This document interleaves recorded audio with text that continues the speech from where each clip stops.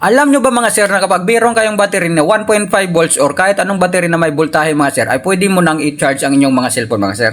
Yes sir, totoo po yun. Kagaya nito mga sir, mayroon akong King Ever battery mga sir na nakita ko lang sa bahay. Ito po ay may 1.5 volts carbon battery. So ito po mga sir ay hindi po siya rechargeable. Ibig sabihin nun, kapag maubos na yung voltahe niya ay itatapo na po natin. So mayroon po ako dito sir charger. So itong charger na to sir ay nabilin ko lang sa online shop. Tapos mayroon po itong positive and negative terminal mga sir. So dito sa charger mga sir, makikita mo po yun doon, yung marking na positive tsaka negative. So hindi na po kayo malilito. Tsaka ito po sir yung battery natin. So kung titingnan nyo sir, ito lang, tanging charger lang at cellphone yung nakalagay dito sa lamisa natin. So ngayon mga sir, ito yung positive ng charger natin. Ilalagay lang natin ito sa positive ng battery natin. So ayan, nailagay na natin mga sir. Tapos ito yung negative mga sir. Ilalagay din natin sa negative terminal ng battery natin. So tapos mga sir, tingnan nyo mga sir, di ba nag-charge mga sir, legit talaga na nag-charge, kayang i-charge mga sir. So di ba astig mga sir?